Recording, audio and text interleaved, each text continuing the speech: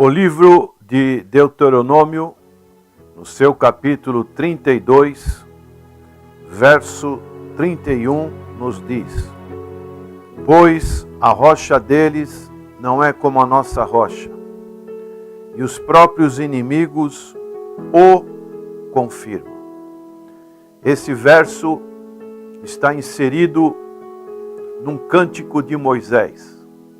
Moisés estava para morrer e Deus o inspira e também juntamente com Josué a realizar este canto para deixar para as futuras gerações as figuras poéticas que Moisés utiliza neste cântico, que são expressões das relações de Deus com o seu povo. Moisés inicia este cântico no capítulo 32 de Deuteronômio, falando da grandeza de Deus. Inclinai os ouvidos, ó céus, e falarei, e a terra ouça as palavras da minha boca. Goteje a minha doutrina como a chuva, destile o meu dito como o orvalho, como chuvisco sobre a erva, e como gotas de água sobre a relva. Apregoarei o nome do Senhor, engrandecerei o nosso Deus. Ele é a rocha, cuja obra é perfeita, e todos os seus caminhos são justiça. Deus é a verdade e não há nele injustiça. Ele é justo e reto. Moisés tinha grande relacionamento com Deus. E podemos dizer que na escola da vida, nossa maior preocupação deve ser aprender sobre o caráter de Deus. O Senhor Jesus Cristo disse em João capítulo 17, verso 3: E conheçam a Ti como único Deus verdadeiro, e ao Senhor Jesus Cristo a quem Tu enviaste. Essa deve ser a nossa maior preocupação, nosso maior desejo, que é o de conhecer a Deus. E Moisés, no período em que ele esteve neste mundo, ele foi um excelente aluno e conseguiu, nesse final da sua vida, reconhecer e conhecer quem é Deus. Um certo autor muito famoso chamado A.W. Tozer, ele disse: nenhuma religião jamais foi maior do que a sua concepção de Deus. Então precisamos conhecer muito a Deus. E nessas figuras poéticas que Moisés fala, e também o livro de Deuteronômio, ele foi escrito para mostrar, quando Israel adentrasse a terra prometida, que ele não deveria se contaminar com outros deuses. Os seus costumes das nações que seriam circunvizinhas de Israel na terra prometida. Deus queria dar um amadurecimento. E no amadurecimento da vida, e principalmente da vida cristã, nós temos que entender que devemos dar pequenos passos. Não podemos tentar pular etapas na nossa vida. Tudo tem o seu tempo, determinado por Deus, nas experiências que podemos ter na vida. E Moisés utiliza da figura da águia para mostrar como Deus faz com as nossas vidas.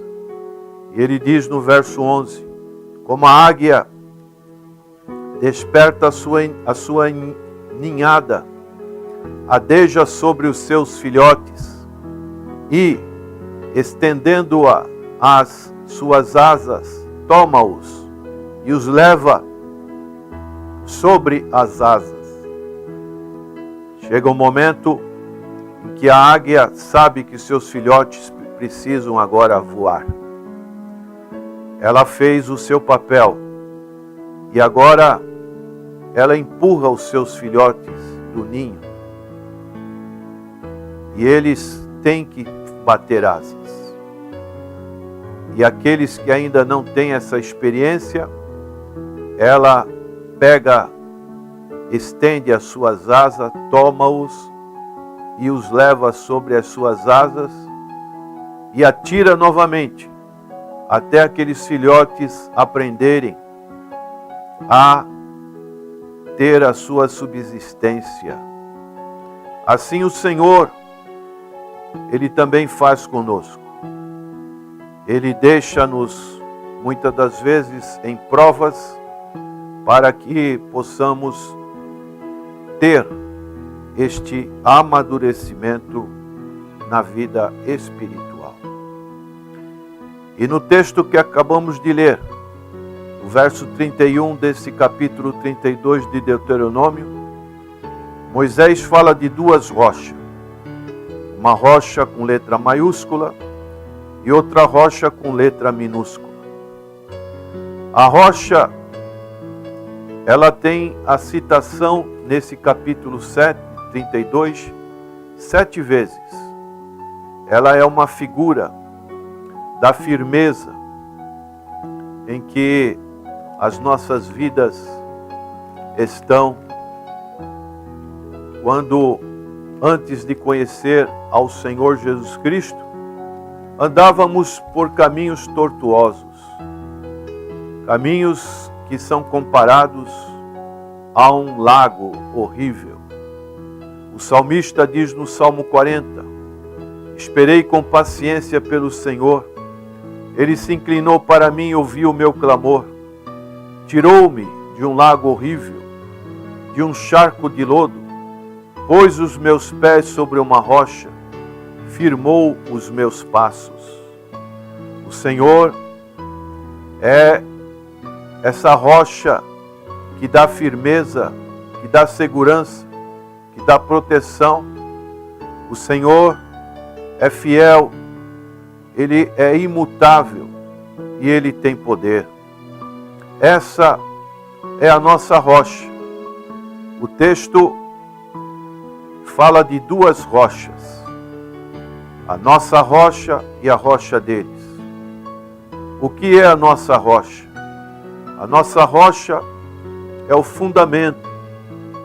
O Senhor Jesus Cristo é o nosso fundamento.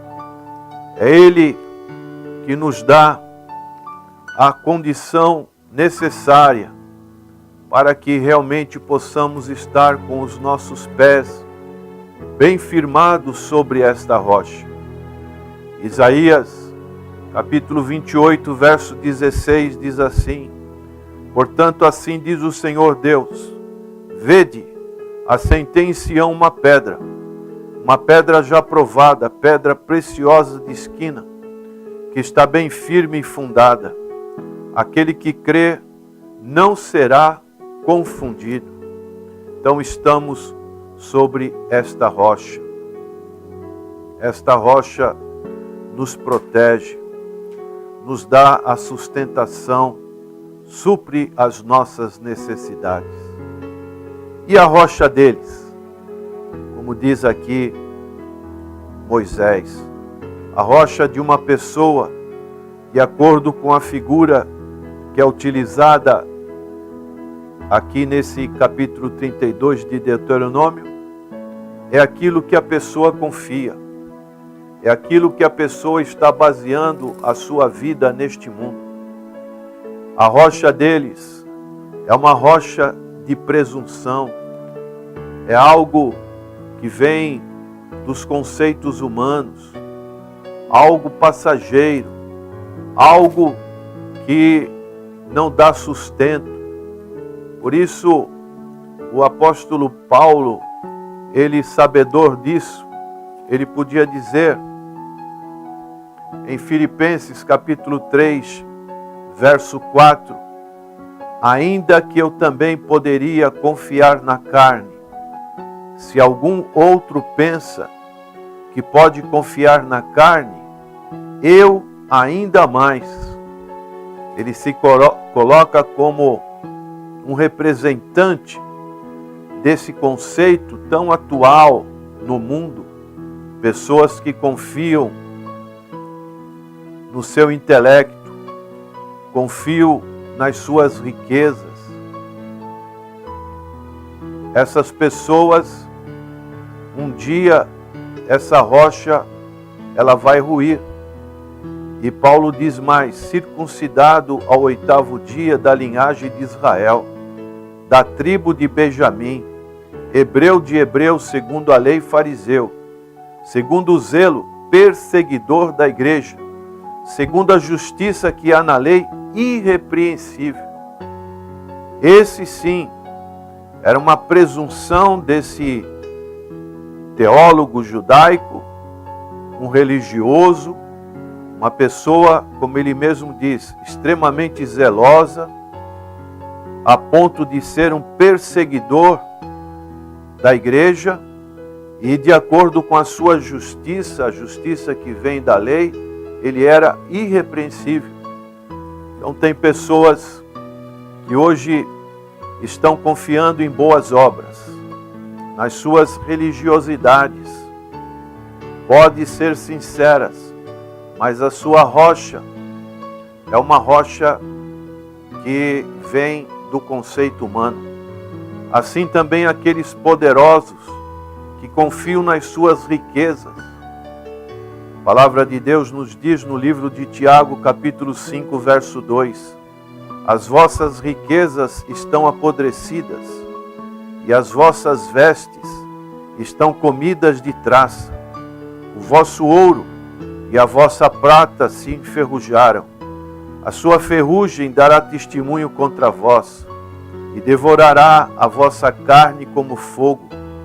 Entesourastes nos últimos dias. Então essa rocha é uma rocha que não dá segurança. É aquilo que a pessoa confia.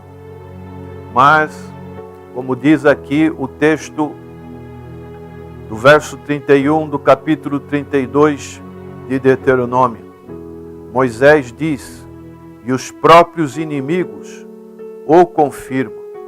Um dia, essa rocha em que as pessoas que não têm Cristo confiam, eles terão que confessar que a rocha de Cristo, a rocha em que está o povo de Deus, é melhor, é mais segura.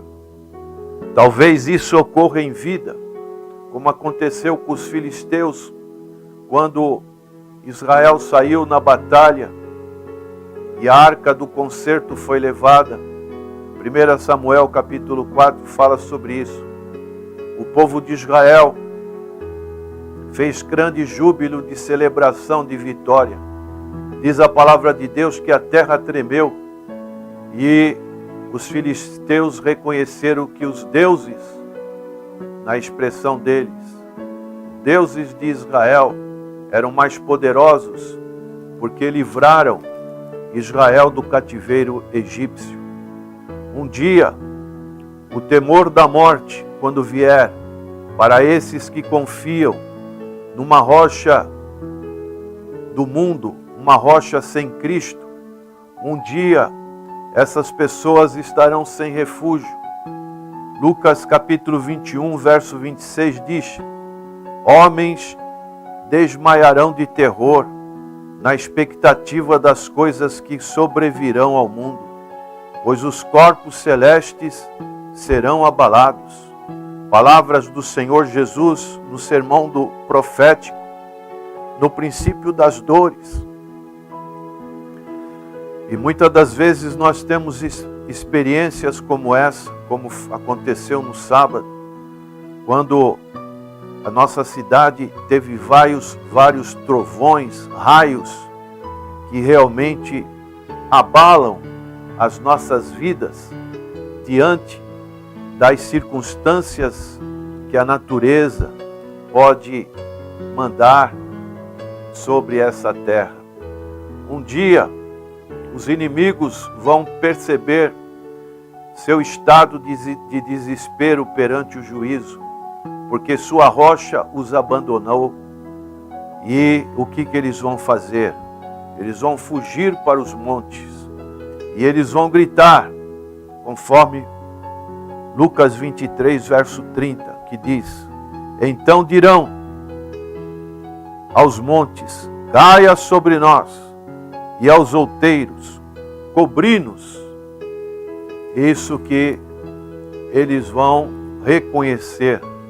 Em Apocalipse capítulo 6, verso 16 diz: e diziam aos montes e aos rochedos, caí sobre nós, e escondei-nos do rosto daquele que está sentado sobre o trono e da ira do Cordeiro. Por isso, prezado ouvinte, que ainda não teve um encontro com o Senhor Jesus Cristo, confie na rocha verdadeira, que é o Senhor Jesus Cristo. Edifique a sua vida sobre a rocha, que é o Senhor Jesus Cristo.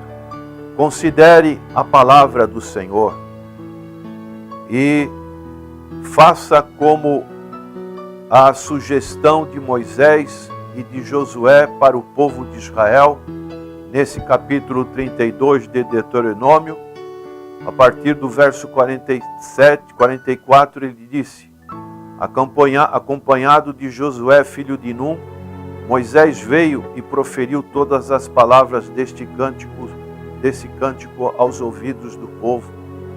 Acabando Moisés de falar todas essas palavras a todo Israel, disse-lhes: aplicai o vosso coração a todas as palavras que hoje vos proclamo, e ensinai-as a vossos filhos, para que tenham cuidado de cumprir todas as palavras desta lei.